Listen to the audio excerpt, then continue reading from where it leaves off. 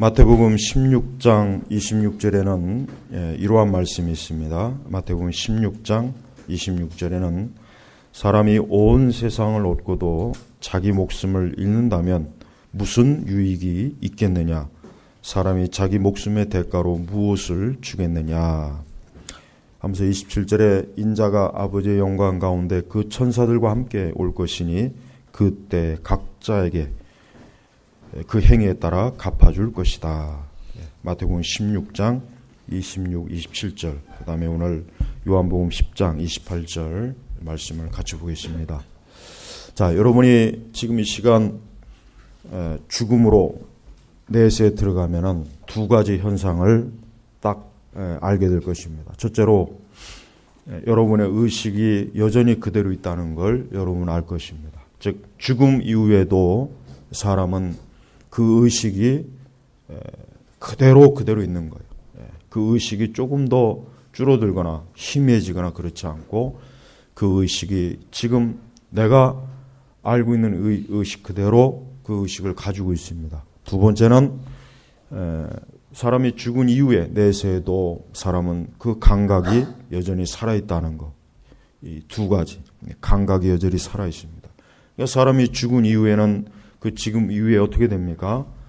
지금 우리 있는 이 그대로 우리는 영적으로 하나님 앞에 그대로 선다는 것을 꼭 여러분 잊지 마시기 바랍니다. 물론 뭐 잊어도 상관없어요.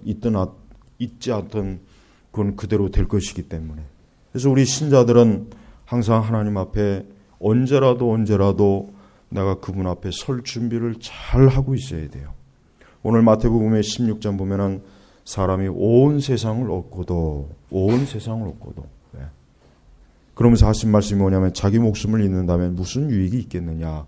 여기서 목숨이라고 하는 것은 육적인 목숨을 얘기하는, 영적인 걸 얘기하는 것이 아니라 육적인 목숨을 얘기하는 거예요. 하물며 그 영혼이 만약에 멸망한다면은 그 사람은 그 어떤 것으로도 그 값어치는 비교할 수가 없는 거예요. 근데 사람이 온 세상을 얻고도 사실 모든 사람들의 삶은 뭡니까? 온 세상을 얻기 위한 거예요. 공부를 하는 이유도, 돈을 버는 이유도, 또 자기가 무언가를 계획하고 뭔가를 세우는 것도 결국은 뭡니까? 온 세상을 얻기 위함이에요. 물론 우리는 하나님께서 우리에게 주신 생명, 또 우리에게 주신 삶을 열심히 살아야 됩니다. 열심히 살고 성실해야 될 것입니다. 또 계획도 세워야 될 것입니다. 또 나름대로 자기가 추구하는 목적을 위해서 살아야 됩니다. 그러나 중요한 것은 사람이 결코 영원히 이 땅에서 사는 게 아니고 언젠가는 그의 육신의 생명이 거두어가는 거예요. 그래서 우리는 무엇보다도 육신의 생명을 보다 영적인 생명을 더 중요하게 여겨야 되는 거예요. 그래서 우리는 내세에 들어가는 그 순간 우리가 딱 알게 되는 제일 첫 번째는 아무리 성도일지라도 아무리 이 땅에서 성경을 읽고 또 신앙생활을 한다고 했을지라도 아마 대부분의 신자들은 참으로 진짜 영적인 세계가 있었구나. 참으로 인간에게 영혼이 있었구나. 영적인 것이 분명히 있었구나 하는 것을 아마 깊이 통찰할 거예요. 또 이 땅에서 그리스도를 믿지 않고 죽은 사람들은 아마 그때 그 시간이야말로 다시는 자기에게 돌이킬 수 없는 시간이라는 그 즉시로 깨닫게 돼요. 그래서 사람이 내세로 들어가는 그 순간 하나님 믿지 않는 사람에게는 그 자체가 그에게는 뭡니까? 영원한 멸망이요, 재앙이요, 더 이상 돌이킬 수 없는 무서운 삶이 시작되는 걸 그 즉시로 알게 될 거예요. 그러나 성도는 그리스도 예수 안에 있는 성도는 예수님을 믿는 성도는 즉 거듭나고 중생한 자는 내세에 들어가는 그 순간 이제 그는 뭡니까? 모든 죄와 육신의 모든 무거운 것과 얽매이는 것과 죄와 사망과 슬픔과 고통이 이제는 벗어나는 것을 그 즉시로 알게 될 거예요. 그래서 성도는 죽음 이후에 비로소 뭡니까? 진정한 안식을 얻습니다. 성도는 죽음 이후에 진정한 안식을 얻는 걸 내세에 들어가는 그 순간 깨닫게 돼요. 그리고 반대로 예수님 믿지 않는 사람은 내세에 들어가는 그 순간 이게 자기는 영원히 살아계신 하나님 앞에 어때요? 저주와 멸망을 당한다는 것을 알게 될 것이에요. 그래서 우리는 신앙생활을 해도 우리는 명확하게 알아야 될 것은 내가 거듭나고 중생했는지를 분명하게 알아야 됩니다. 예수님 말씀하셨죠. 내가 그들에게 영생을 주니, 영생, 영원한 삶이에요. 여러분, 이 영생은 분명한 거예요. 내세에 들어가는 그 순간 우리는 영생을 누리는 거예요. 물론 하나님 믿지 않는 사람도 영생을 누리긴 하겠죠. 그러나 그들의 영생은 뭡니까? 영원한 지옥에서의 영생이에요. 영원한 형벌에서의 영생이에요. 사실 그런 영생은 없는 게 더 나을 거예요, 사실은. 그러니까 예수님께서 하신 말씀 뭡니까? 내가 그들에게 영생을 주니 그들은 영원히 멸망하지 않을 것이며, 여기서 그들은 누구이겠습니까? 하나님의 택자예요. 하나님의 택자입니다. 저는 이중 예정을 믿어요. 저는 이중 예정, 칼빈 교리 중에서 이중 예정이 있어요. 물론 칼빈이 이중 예정을 그렇게 강하게 강조하진 않았지만 저는 확실하게 이중 예정을 믿습니다. 그 교리가 맞다고 생각해요. 하나님은 창세전에 구원받을 자, 영생을 얻을 자도 선택했고 멸망할 자도 하나님이 선택했어요. 이건 엄연한 사실이에요. 그래서 우리는 우리 자신이 오늘 예수님 하신 말씀은 내가 그들에게 영생을 주니, 여기서 그들은 누구입니까? 하나님의 택자예요. 이 세상을 창조하기 이전에 하나님께서 택한 자예요. 택한 자입니다. 이 자들에게 영생을 준다는 거예요. 그러나 반대로 하나님이 택한 자 중에 또 누가 있습니까? 멸망할 자로 택한 거예요. 아마 이러한 교리는 거의 대부분 안 가르칠 거예요. 이러한 교리는 거의 침묵을 합니다. 그 이유는 뭡니까? 이러한 교리가 사람들에게 별로 그렇게 환영받지 못하는 거기 때문에. 하나님의 선택에 대해서도 얘기하면 반발이 심해요. 하물며 하나님께서 누군가를 만세 전부터 그는 영원히 형벌을 받을 자로 선택했다고 하면은 그거는 아마 그런 얘기를 듣는 그 순간 아마 그는 굉장히 거부감이 심할 거예요. 분노까지 일어날 거예요. 그러나 명백한 것은 하나님께서는 반드시 뭡니까? 창세 전에, 이 세상 창조하시기 이전에 하나님께서는 구원받을 자를 택하고 구원받지 못할 자도 하나님이 택하는 거예요. 그래서 하나님이 구원받을 자는 택자에게 뭘 줍니까? 여기가 영생을 주니, 이 영생은 어떠한 영생입니까? 천국에서의 영원한 삶이에요. 천국에서의 영원한 삶이에요. 그래서 그들은 영원히 멸망하지 않을 것이며, 다른 복음서에는 영벌이라고 되어 있죠. 영벌. 그래서 영원히, 오늘 이 요한복음에는 영원히 멸망하지 않을 것이며, 그러니까 천국을 유업으로 받은 사람은 영원히 천국에서 영원한 삶을 누리는 거예요. 반대로 하나님 믿지 않는 사람은 어떻게 됩니까? 그들은 영원히 하나님의 형벌을 받는 것입니다. 이것이 성경의 명백한 교훈이고 가르침이에요. 우리는 이걸 부정하면 안 됩니다. 이 가르침은 반드시 알고 있어야 돼요. 이 가르침은 우리에게 있어서 거듭남에 대해서 중요성을 알려주는 전처 말씀이란 말이에요. 사람이 거듭나고 중생하지 않으면 이 중생과 거듭남은 같은 말입니다. 중생은 내적 의미를 적용할 때 쓰는 말이고 거듭남은 외적으로 쓰는 말이에요. 그러니까 같은 용어인데 우리가 이런 얘기해야 돼. 내가 예수님 믿고 구원받았으면 나는 중생했다고 얘기해야 되고 누군가 예수님 믿고 구원받았다면 우리는 그 사람에게 거듭났다고 얘기해야 되는 거예요. 정확하게 구분해야 돼요. 그냥 어떤 사람은 거듭나고 중생이란 말 자체도 이해도 못하고 이 용도 자체도 모릅니다. 나는 예수 믿고 구원받은 사람이야. 난 하나님의 자녀야. 나는 신생했어. born again 했어. 이럴 때는 중생이란 말을 쓰는 것이고, 여기 누군가 저 사람은 이제 예수님 믿는데 이제 구원받았대. 하나님의 사람이 되었대. 할 때는 뭡니까? 저 사람이 거듭났대. 이렇게 쓰는 거예요. 그러니까 거듭남이라는 말과 중생은 같은 말이지만 그 쓸 때 용도가 다른 거예요. 그럼 어쨌든 거듭남이든 중생이든 간에 중요한 건 뭡니까? 내가 거듭나고 중생하지 않는 사람은 영생을 받지 못하는 거예요. 반대로 뭡니까? 그 사람은 영원히 형벌을 받는 거예요. 그래서 우리는 내 자신이 교회를 다니고 신앙생활하는 것에 대해서 내가 참으로 영생을 받았는지 알아야 돼요. 영생을 받았는지 받지도 못했는지 알지도 못하고 교회 백날 첫날 다니면 뭐 하겠습니까? 우리는 교회라고 하는 것이 뭡니까? 이 교회라고 하는 것은 그냥 교회 다니는 것 자체의 의미를 두면 안 돼요. 거기는 아무 의미가 없어요. 교회를 다니는 의미는 내가 하나님의 자녀가 되는 거예요. 구원받는 거예요. 거듭나는 거예요. 중생하는 거예요. 그래서 내가 영생을 얻는 것입니다. 영생을 얻기 위해서, 영생을 얻은 자가 교회를 다니는 거예요. 그래서 만약에 영생을 얻지 못하고 교회를 다니는 사람은 사실은 뭡니까? 헛된 생활하는 거예요. 그렇지만 내가 영생을 받지 못했다고 해도 그래도 교회는 나와야 돼요. 왜? 계속해서 복음을 들어야 되니까. 복음을 듣고 하나님께서 그를 구원하실 수가 있어요. 구원할 수가 있는 거예요. 하나님이 구원해 주실 수가 있고 그가 하나님의 선택으로 말미암아 받은 자일 수가 있으니까. 그래서 우리는 내가 구원받지 못하고 영생을 받지 못했다고 해도 어때요? 계속 교회는 다녀야 돼. 문제는 뭡니까? 계속해서 교회에서 복음이 전파돼야 되는 거예요. 그러니까 계속해서 교회에서 복음이 전파되지 않으면은 예수 그리스도의 십자가의 복음이 전파되지 않으면 어떻게 됩니까? 문제는 거듭나고 중생하지 못한, 영생을 얻지 못한 사람들이 계속해서 그 상태로 교회를 다니는 겁니다. 바로 이게 문제. 바로 이게 가장 큰 문제입니다.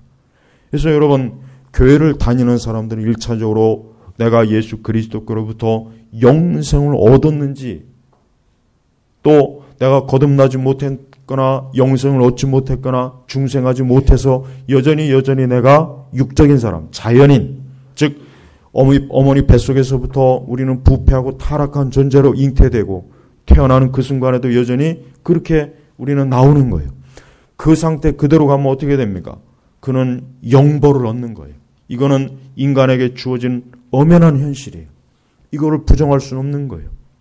근데 오늘 우리 시대 교회는 예수님께서 선포하신 이 영생과 영벌에 대해서 거의 침묵을 합니다. 침묵이요. 네. 사실 엄밀하게 얘기하면은 우리 시대 교회는 예수 그리스도의 교회라기보다는 철학자들의 교회입니다. 네, 엄밀하게 얘기하면 우리 시대 교회는 철학자들의 교회이지 예수님의 교회는 될 수가 없어요. 왜? 예수 그리스도의 중요한 복음의 가르침이 전파가 안 되고 가르쳐지지 않기 때문에 그렇습니다. 그래서 여러분, 우리는 우리의 신앙이 정확하게 내가 중생이고 거듭났는지 이것을 확실하게 알고 점검해야 돼요. 이거는 단 하루도 늦추면 안 돼요. 왜 그렇습니까? 만약에 우리가 목숨을 잃는다면 대부분의 사람들은 자기의 온 세상을 얻기 위해서 열심히 살아요. 네, 온 세상을 위해서 열심히 삽니다. 밤낮으로 뜁니다. 열심히 공부도 합니다. 열심히 계획도 세웁니다. 그러나 영생을 얻기 위해서는 눈꼽만큼도 단 한 발자국도 한 발자국도 움직이려고 하지 않아요. 교회 안에 있는 사람도 마찬가지예요. 저는 교회 안에 있는 사람들조차도 영생을 위해서 힘을 쓰는 사람을 거의 보지 못했어요. 육적인 것을 위해서는 굉장히 열심을 내고 근심도 하고 염려도 하고 계획도 세워요. 그러나 영적인 것을 위해서, 영생을 위해서, 영원한 것을 위해서는 단 1mm도, 단 한 발자국도 한 발자국 움직이려고 하지 않아요. 그러니까 인간은 영적인 걸 좋아하지 않습니다. 근본적으로 영적인 걸 좋아하지 않아요. 육적이에요. 육에 매여 있어요. 그래서 예수님께서 그래서 하신 말씀이에요. 사람이 온 세상을 얻고도 여러분에게 온 세상이 여러분의 것이라고 해봐요. 얼마나 좋겠어요. 모든 게 다 내 것이다. 모든 게 다 내 소유다. 그런데 그날 오후에 죽어요. 그럼 무슨 소용이 있겠어요? 내 통장에 돈이 50억이 들어왔어요. 어느 날. 근데 그날 1시간 뒤에 죽어요. 그 50억은 누구의 것이 되겠어요? 아무 소용이 없는 거예요. 바로 그걸 얘기해요. 이건 너무나 누가 들어도 이건 상식적인 얘기지만, 그러나 사람들은 자기 목숨이 언제 죽을 줄도 모르고 그냥 온 세상을 얻기 위해서 밤낮으로 뛰어요. 성도들도 신자들도 마찬가지예요. 신자들도 예수님 하신 말씀처럼 먼저 그의 나라 그 일을 구하라고 했는데 안 구해요.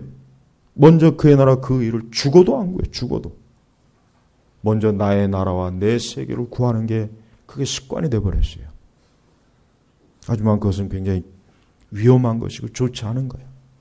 무엇보다도 거듭나고 중생한 자는 어떠한 특징을 갖습니까? 거듭나고 중생한 자의 제일 첫 번째 특징이 뭐냐? 죄에 대해서 예민합니다. 이건 아주 명확한 거예요. 제일 첫 번째 특징이 뭡니까? 그가 신생했고 거듭나고 중생했으면 이제부터는 죄라고 하는 것에 대해서 아주 단호합니다. 전에는 죄인 줄 몰랐어요. 전에는 죄를 져도 별로였어요. 전에는 그냥 죄에 대해서 무감각했습니다. 죄를 져도 그만 약간의 양심의 가책만 있었지 그저 그랬어요. 그러나 이제는 거듭나고 중생한 그 순간부터는 죄에 대해서 민감해져요. 아주 죄에 대해서 철저하게 자기 자신을 샅샅이 조사합니다. 자기의 죄에 대해서 깊이 깨달아요. 죄로 인해서 슬퍼해요. 죄로 인해서 마음이 애통합니다. 죄로 인해서 이전에는 전혀 생각하지 못했던 것까지 그 죄가 자기를 어때 중압감 눌러버립니다. 누르는 거예요. 그래서 거듭나면 중생하면 죄가 제일 먼저 느껴지는 거예요. 문둥병자가 감각이 없는 병이라 그랬죠? 문둥병자는 몸의 감각이 사라집니다. 그러나 그 문둥병이 치유되면 어떻게 됩니까? 감각이 살아나요. 감각이 살아나는 거예요. 마찬가지예요. 사람이 영적으로 죽어 있는 한 죄에 대해서 깨닫지 못해. 하나님 믿지 않는 것, 신앙 갖지 않는 것, 예수님 영접하지 않은 것, 아까 말한 십계명의 죄악들, 이런 죄들에서 무감각해요. 그냥 약간의 양심의 가책은 생기지만 이것이 내가 저주받고 멸망할 죄이구나 하는 것은 일체 그런 생각 꿈에도 못합니다. 그래서 거듭나고 중생하는 그 순간부터 죄에 대해서 점점 예민해져요. 예민해집니다. 처음부터 모든 죄를 다 깨닫는 건 아닙니다. 그러나 죄에 대해서 자꾸 예민해져요. 그래서 이제 더 이상 죄에 대해서 이제는 혐오감이 생기고 죄를 가까이 하기 싫습니다. 죄를 짓는 게 싫어요. 죄 자체가 무섭고 두렵습니다. 또 하나님 앞에 이런 죄를 짓는 것이 얼마나 어리석은 것이라는 것을 그의 심령이 어때요? 점점 깊이 각성을 하게 됩니다. 그래서 죄예요, 죄. 그래서 우리는 죄를 싫어하고 죄를 멀리하고 죄를 끊는 것, 이것이 바로 뭡니까? 거듭나고 중생한 자의 가장 첫 번째 표시예요. 그래서 우리는 단순히 인간의 보편적인 양심의 작용에 의한 죄책감은 그건 거듭난 게 아니에요. 그건 거듭난 게 아닙니다. 그건 회개가 아니에요. 더 중요한 것은 뭡니까? 내가 하나님 앞에 죄를 졌구나. 내가 살아계신 하나님 앞에 죄인이구나 하는 거예요. 죄인이구나. 내가 살아계신 하나님 앞에 죄인이구나. 내가 사람 앞에 죄를 짓기 이전에 먼저 살아계신 하나님 앞에 내가 죄인이구나. 내가 그분 앞에 죄를 졌구나. 이게 가장 첫 번째. 그래서 절대로 중생한 자, 거듭난 자는 죄를 마음 편하게 짓지 못합니다. 혹 어쩌다 죄를 져도 그 죄가 너무 자기의 심령을, 자기의 마음을, 자기의 생각과 자기의 모든 걸 어떻게 해요? 아프게 하는 거예요. 그래서 회개가 나오는 거예요. 그래서 우리는 어떠한 죄든지 죄가 나를 주장하지 못하도록, 죄가 나를 노예 삼지 못하도록, 죄가 나를 포로 삼지 못하도록 언제나 죄에 대해서 민감하지 않은지에 대해서 확실하게 알아야 됩니다. 두 번째는 거듭나고 중생한 자는 뭡니까? 당연한 거지만 예수 그리스도를 구세주로 믿는 자입니다. 예수님을 믿는 자예요. 영생은 어떻게 얻습니까? 예수님을 믿는 거예요. 예수님을 믿는 거예요. 예수 그리스도를 믿지 않는 것은 그거는 거듭난 자도 아니에요. 구원받은 자가 아니에요. 그래서 누구든지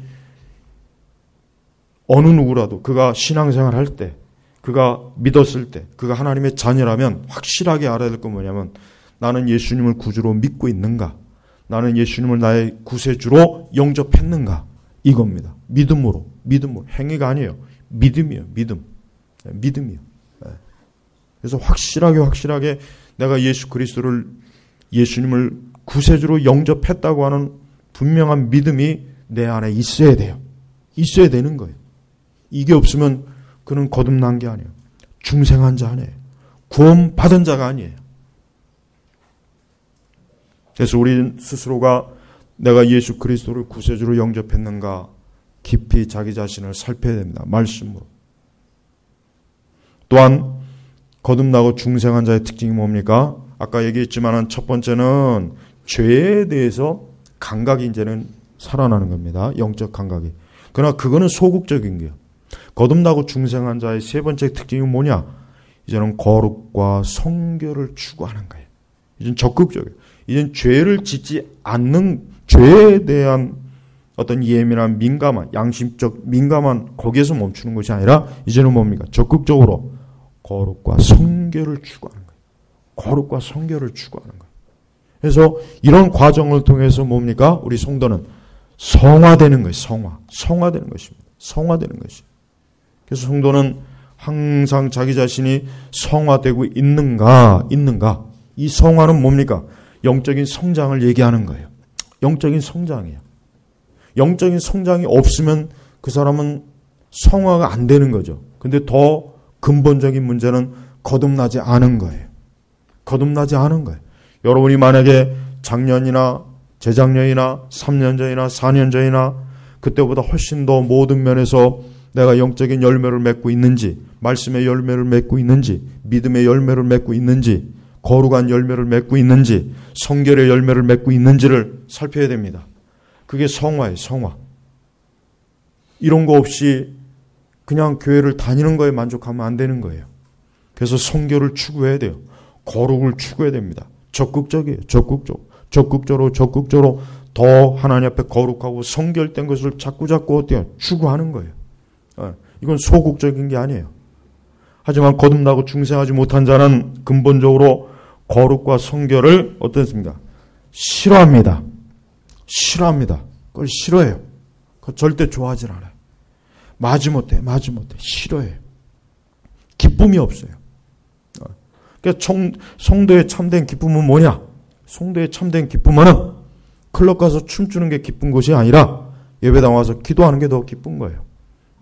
어떤 젊은 여성이 거듭나고 중생했으면 전에는 클럽 가서 춤추고 남자들과 놀고 먹고 즐기는데 기쁘겠죠.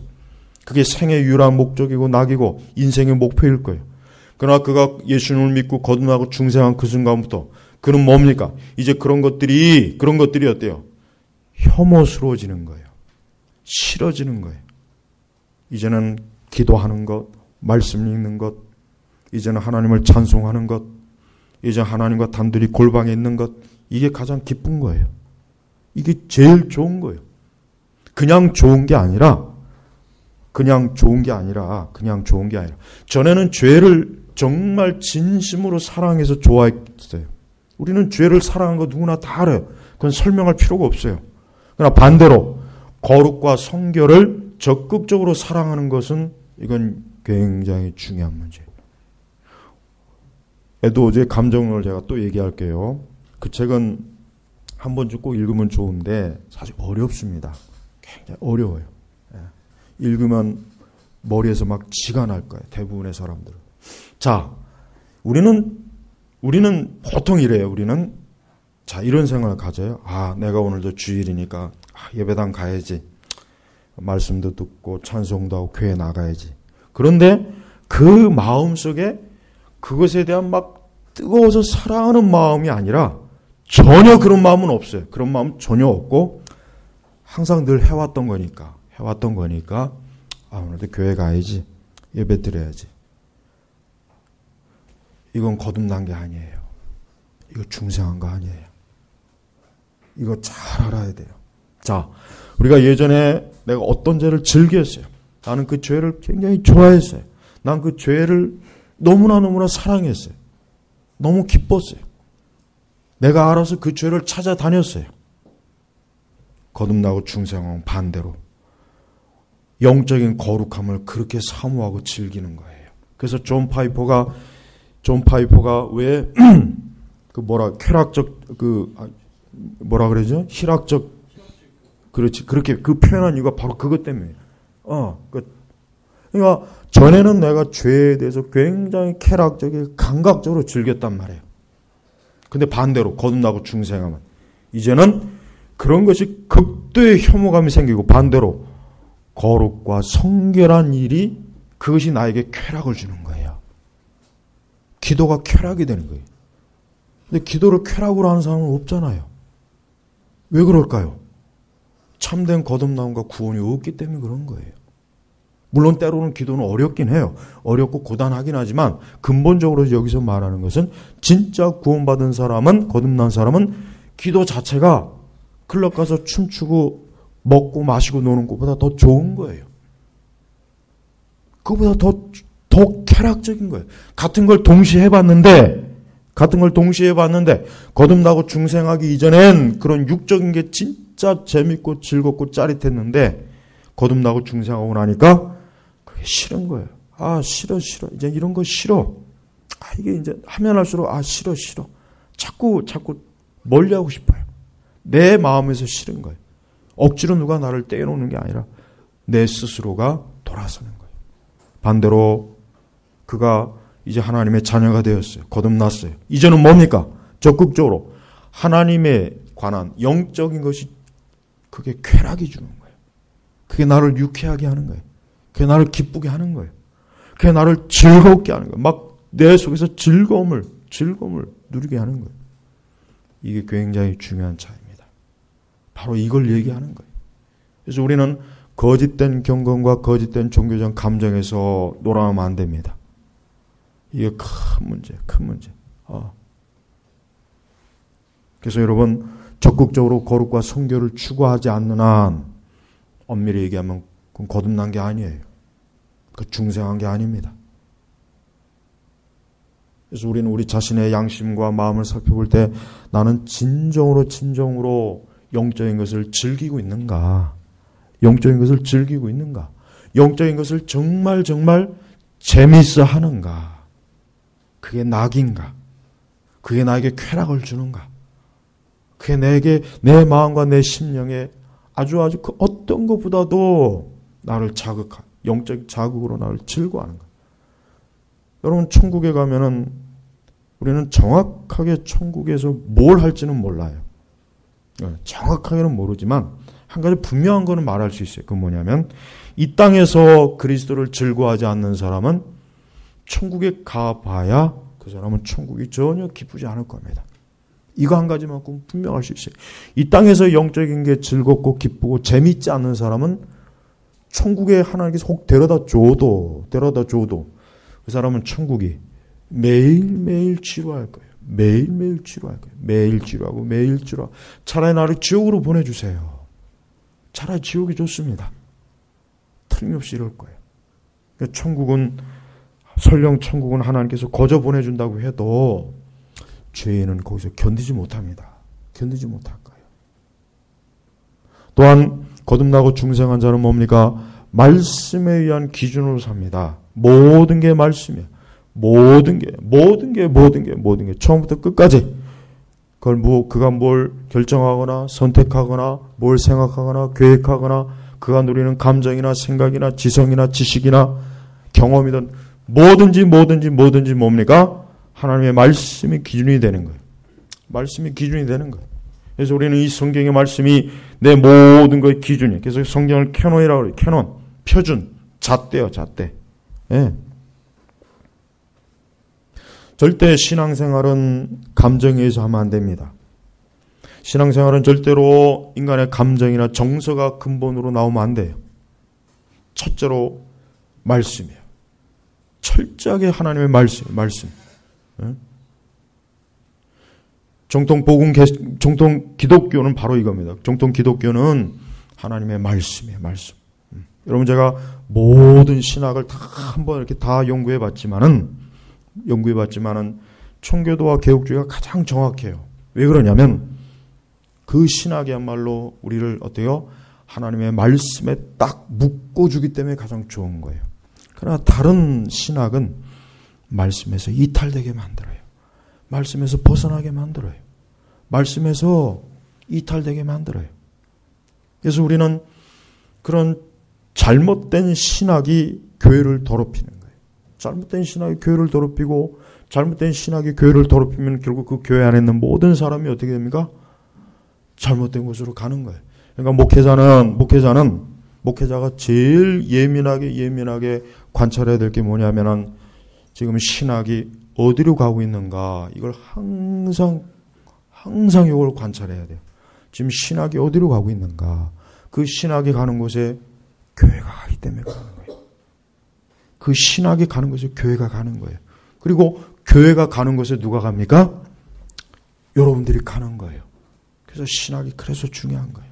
근데 신학에 대해서 무식하고 신학이 뭔지도 모르는 그 많은 신학생들과 목회자들이 교회를 어떻게 합니까? 교회를 엉망진창으로 만들어 놓는 거예요. 가장 좋은 비유를 하나 드릴까요? 저 공항에 가면은 관제탑이 있어요. 공항에 가면 관제탑이 있어요. 거기 보면은 관제사들이 있죠. 이 관제사들이 뭐 하는 사람들입니까? 관제사들이 하늘에 떠 있는 비행기들을 교통 정리해 주는 사람이에요. 내가 보니까 저는 옛날에 이런 생각했어요. 이 하늘이 얼마나 넓은데 그 멸치대가리만한 비행기가 뭐 수천 대 다녀봐야 뭐 그게 뭐 어떠겠나 그런 생각했는데 그게 아니더라고요. 내가 우리 지원 성도님이 그걸 뭘 보여줬어요. 지도로 하나. 전에 집에 가니까 보니까 이 하늘이 비행기들로 그냥 가득 찬 거예요. 가득 차. 그러니까 만약에 이 관제사들이 비행기를 정리를 안 해주면 어떻게 될까요? 지들끼리 막 부닥치고 막 뭐 난리가 날 것 같아요. 그러니까 여러분 이 신학이라고 하는 게 잘못돼 버리면요, 교회가 엉망진창이 돼 버리는 거예요. 그래서 여러분 이 신학에 대해서 제대로 알게 되면은 신앙생활, 교회생활을 그렇게 함부로 하는 게 아니구나. 그거 금방 알게 됩니다. 근데 지금은 신학이 다 무너졌잖아요. 잘못된 신학들이 교회 안에 얼마나 지금 신학이라 할 것도 없어요. 신학이라고 할 것도 없어요. 신학이라고 할 것도 없습니다. 하다못해 자유주의 신학이든 신정통주의든 뭐든 하다못해 오순절 신학이라도 그나마 좀 있으면 상관없는데 이젠 그게 없어요. 신학이라고 할 것도 없어요. 할 것도 없어요. 그나마도 뭐라도 있으면 차라리 나아요. 하다못해 자유주의 신학이라도 확고하게 붙어 있으면 그래도 신자들이 도덕적, 윤리적인 걸 추구하기라도 해요. 엄밀히 얘기하면. 그것도 아니잖아요. 지금은 신학이라고 할 것도 없어요. 그냥 각자 다 자기 감정대로, 자기 기분대로 사는 거예요. 제가 좀 목회자로서 솔직하게 좀 굉장히 좀 안 좋게 생각하는 게 있어요. 뭐냐면 성도들이 보면은 자기가 다 결정해 놓고 나서 목사님 이럴 겁니다라고 해요. 굉장히 불쾌하고 기분이 나빠요. 그러면 아예 말도 하지 말아요. 목사님하고 먼저 상의하고 나서 계획하고 그러면 안 됩니까? 옛날 성도들은 다 그랬어요.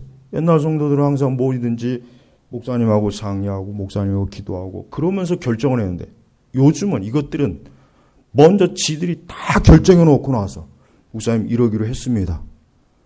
전부 다 이지랄 하고 있어요. 그냥. 우리 교회 전체가 그러지 않았으면 좋겠어요. 그런 적이 있었어요. 그럼 아예 말도 하지 마요. 뭐하러 얘기를 뭐하러 해. 다 결정해 놓고 그냥 지 알아서 혼자 해버리지. 무슨 통과하는 것도 아니고. 여러분 목회자가 직업적인 목회자로 만드는 비결은 간단합니다. 목사님하고 아무것도 상의하지 마세요. 그냥 지 마음대로 혼자 다 해요. 그럼 목사님들도 나하고 굳이 의논도 안 하고 기도도 안 하는데 내가 굳이 성도들의 삶에 대해서 지도해줄 필요가 없구나. 그냥 나는 매주일 설교나 한두 편 하고 편안하게 그냥 그냥 내 일이나 하면 되겠구나. 목회자를 자꾸 직업적인 목사로 만드는 이 책임 중에 하나가 성도들의 책임도 있는 거예요. 왜 모든 일을 목회자하고 의논하고 목사님하고 기도로 왜 그거 안 합니까? 왜 그걸 안 하냐? 그리고 우리 교회도 마찬가지예요. 나는 우리 교회를 보면은 저는 두 부류를 목회하는 것 같아요. 제가 이제 인터넷 사회를 하도 오래 했으니까 우리 교인들이 저한테 거의 상담을 안 해요. 거의 상담은 외부에 있는 교인들이에요.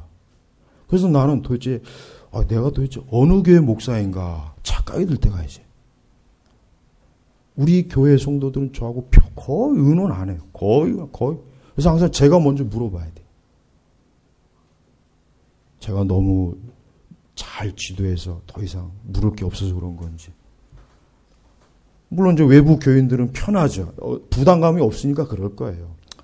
이제 아무래도 타교의 목사님이니까 굳이 자기의 사정을 일일이 알지 않으니까 좀 부담이 없으니까 상담을 더 잘할 수는 있을 거예요.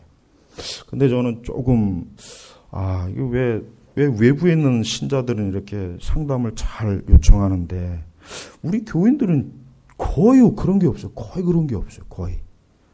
제가 얼마든지 잘해줄 텐데 얼마든지 거의 대부분 다 상담해 줄 수 있는데 나는 가끔은 나는 거의 모르는 게 없는 것 같은데 이렇게 망상을 떨 때도 있어요. 난 내가 모르는 게 뭘까? 이렇게 망상을 떨 때도 있어요. 진짜 이거 망상이죠. 망상. 근데 그거를 다른 교회 교인들한테는 다 쓰는데 정작 우리 교회 교우분들한테는 거의 사용 못하는 교회. 성도 여러분, 항상 하나님 말씀, 성경이에요. 하여튼 죽으나 사나 성경이에요. 죽으나 사나 성경에서 떠나면 그건 죽는 거예요. 수많은 세상의 사건과 인간의 오묘한 5만 가지 인생들 다 말씀으로 다 해결할 수 있어요.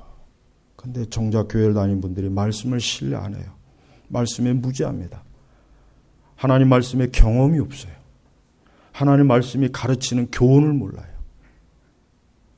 그러니까 불필요한 고통을 당하는 것이고 불필요한 인생을 낭비하는 거, 시간도 낭비하고. 그러니까 제발 말씀으로 기준으로 살아요. 다음 5번째는 영혼에 유익한 것을 선택합니다. 항상 우리 성도는 내가 어떤 일을 결정할 때 제일 먼저 이게 내 영혼에 유익할까 유익하지 않을까 늘 기준은 거기에 두어야 되는 거예요. 거기에. 자 보십시오. 예수님이 내가 그들의 영생을 주니 우리가 살 날이 어디가 많습니까? 영적으로 살 날은 영원한 거지만 육적으로 살 날은 기껏해봐야 70, 80이라 그랬어요. 성경에. 그러면은 어느 쪽에다 비중을 둬야 됩니까? 영적인 거에 비중을 두는 거예요. 여러분이 무엇을 선택하든 뭘 결정하든 뭘 계획하든 뭐든지 여러분의 영혼을 위해서 결정하란 말이에요. 내 영혼을 위해서 이게 최선의 선택인가? 이것이 내 영적인 일에 있어서 최선의 방향인가? 최선의 계획인가? 최선의 결정인가? 언제나 여기다 기준을 두면은 절대 잘못된 일이 없습니다. 인생에 실패할 일이 없어요. 잘못된 일이 없는 거예요. 그러나 항상 보면은 끝에 가다 보면 늘 자기 영혼에 유익한 것보다는 결국 육적인 유익을 찾아요. 육적인 유익을 찾는 거예요. 잠깐은 좋을 거예요.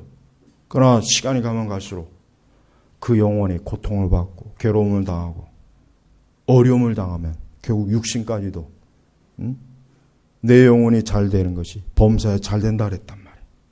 그 말씀이 하도 순복음에서 써가지고 저는 그걸 설교를 하기가 굉장히 꺼려져요. 한 번도 그 본문 가지고 설교 안 했는데 그러나 우리는 말씀에 따라야 돼요. 내 영혼이 잘된 같이 범사에 모든 게 유익한 겁니다. 왜 그 간단한 말씀을 왜 그렇게 우리는 적용을 안 할까요? 영혼에 유익해야 돼요.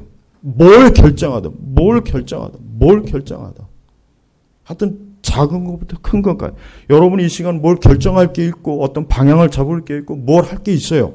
그러면 제일 먼저 이것이 내 영혼에 유익한 것인가? 이것이 내가 신앙생활하는데 유익한 것인가? 이것이 내 영혼의 영적인 일에 좋은 것인가라고 하는 것을 제일 먼저 고려해 보란 말이에요. 그것부터 충분히 고려하고 난 다음에 나머지를 해야 돼요. 그래도 늦지 않고 그래도 괜찮은 거예요. 그게 좋은 겁니다. 그게 진짜 자기 자신을 위해서 가장 좋은 거란 말이에요. 그래서 영혼에 유익한 걸 찾아요. 영혼에 유익한 거. 영혼에 유익하지 않거나 영적인 게 유익하지 않으면 아무리 육적인 것이 좋아도 단호하게 끊어야 돼요. 단호하게 돌아서란 말이에요. 그게 아깝고 손해가 되는 것 같아도 그래도 주님께서 모든 걸 책임져 주시고 주님께서 모든 걸 인도하시니까 걱정하지 말고 염려하지 말고 그럼 하나님이 반드시 그 이상 더 많은 것들을 하나님 채워주시고 보상해 줄 거랍니다. 근데 하도 육적인 방향으로만 너무 쳐요. 그래서 여러분, 제발 여러분의 유익한 것을 선택하십시오. 유익한 것. 이렇게 아무리 가르쳐도 권면을 해도 또 막상 뒤돌았으면은 금세 또 자기 육적 선택으로 항상 돌아서 늘 보면. 그럼 왜 그러냐? 그럼 기도를 하지 않기 때문에 그러냐? 기도하지 않으니까 아무리 내가 알고 있는 지식과 신앙의 교훈도 실천할 수 있는 능력이 안 생기는 거예요. 그래서 기도가 중요한 겁니다. 그토록 우리는 하나님의 사랑으로 가득 차야 됩니다. 하나님의 사랑으로 가득 차야 됩니다. 거듭나고 중생한 사람은 사랑입니다. 사랑이에요. 네. 이 사랑은 육적인 사랑이 아니죠. 육신의 사랑이 아니죠. 정욕의 사랑이 아니죠. 이 사랑은 뭡니까? 이 사랑은 영적인 사랑이에요. 자, 오늘 예수님 하신 말씀에 또 아무도 그들을 내 손에서 빼앗을 수 없을 것이다. 그래요. 한번 구원받은 사람은 절대 구원을 잃지 않습니다. 이게 하나님의 사랑이에요. 하여튼 요즘 인터넷 안에 보면은 한번 구원받은 자 구원을 이룰 수 있다고 하는 그 이단들이 너무 많아요. 너무 많아요.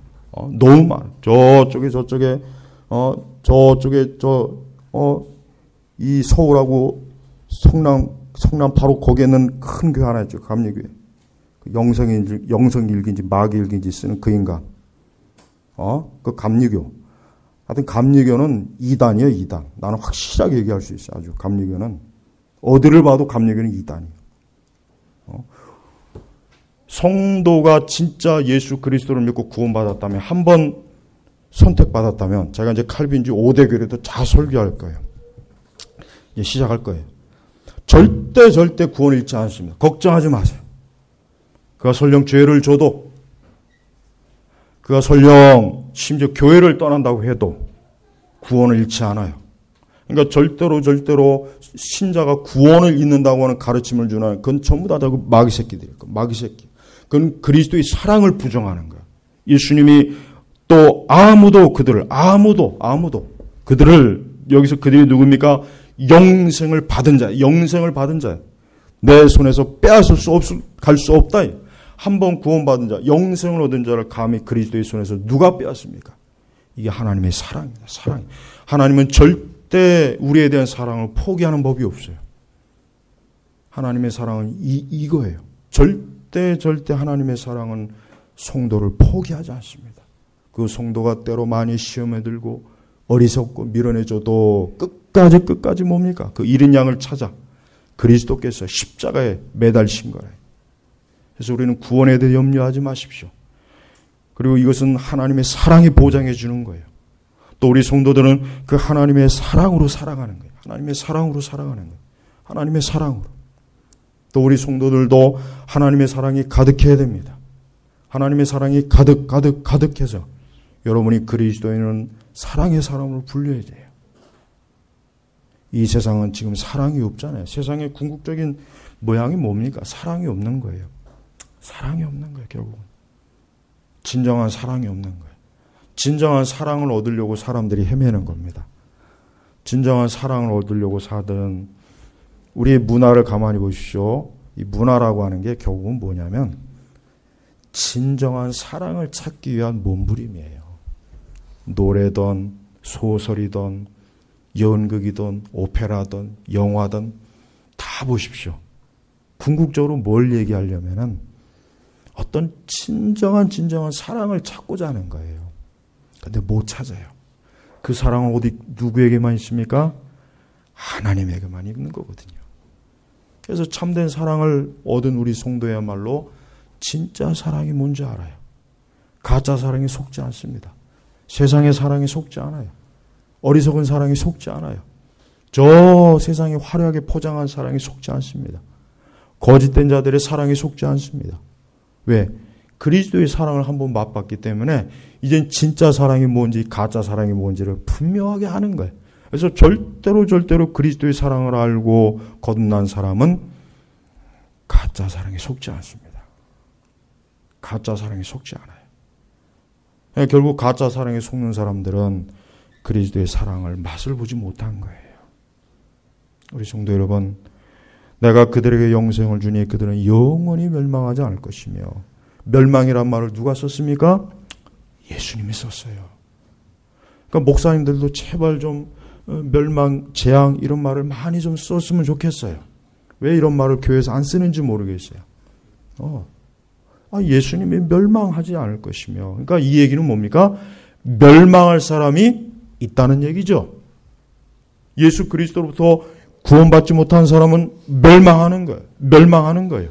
교회 안에 있어도 거듭나지 못한 사람 멸망합니다. 모태 신앙도 거듭나지 못한 사람 멸망하는 거예요. 세례 받는다고 해서 구원받는 게 아니에요. 기도응답 받았다고 해서 구원받는 것도 아닙니다.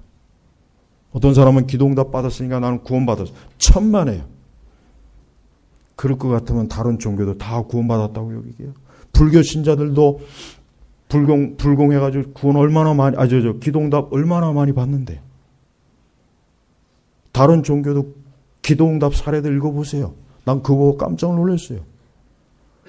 너무 기도응답이 확실하고 너무 많아서, 그러면 나도 기독교 포기하고 저기로 갈까? 이 생각까지 들 정도로 다른 종교도 기도응답 사례를 보면은 깜짝 놀래요.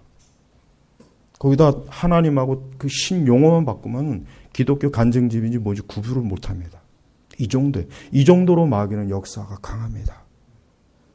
그러니까 속지 말라요. 속지 말라고요. 나는 기도응답 많이 받았어요. 그래서 구원받은 거예요. 천만에. 너무나 많은 교회 안에 있는 분들이 영원히 멸망의 길로 지금 가고 있어요. 그래서 이 말씀을 준비한 겁니다. 앞으로 계속해서 칼빈주의 5대 교리와 회심과 중생, 거듭남, 기독교의 중요한 교리적 설교를 주일 오전에 계속해서 하겠습니다. 이제는 단단한 음식을 먹어도 돼요. 이제는 우리 교우분들이. 여러분은 영생을 얻었습니까? 여러분 시간 스스로에게 물으십시오. 나는 예수 그리스도로부터 영생을 얻었는지, 나는 지금 혹 영원한 멸망의 자리에 있는 거 아닌지, 그러고도 그것도 모르고 지금 좋아서 그냥 만족하는 거 아닌지, 이건 돌이킬 수가 없는 거예요. 아까 얘기했죠. 제가 소두에 내세로 들어가는 그 즉시 우리의 인간의 의식과 감각은 그대로 있습니다. 그때 가서 내가 영생을 얻었다면 더 이상 바랄 것이 없지만, 그때 가서 내가 영생을 얻지 못하고 영벌에 처한 자라면 돌이킬 수가 없는 거예요. 그 돌이킬 수 없는 그 시간에 들어가기 이전에 이 생에서 빨리 예수님을 구주로 영접하고 영생을 확실하게 그리스도로부터 보장받기를 주의 이름으로 제발 간청하고 부탁드립니다. 기도하겠습니다. 아버지 하나님 감사합니다. 오늘 우리 제나바 교육교회 주일 오전 귀한 하나님의 말씀을 우리에게 주시니 감사합니다. 하나님의 말씀을 엄중하게 진지하게 심각하게 여기게 하시고 제발 말씀에 귀를 기울이고 말씀에 관심을 가지고 영적인 것과 거룩한 것을 더욱 사모하게 하여 주시옵소서. 감사하며 우리 주 예수님의 이름으로 기도 올렸습니다. 아멘.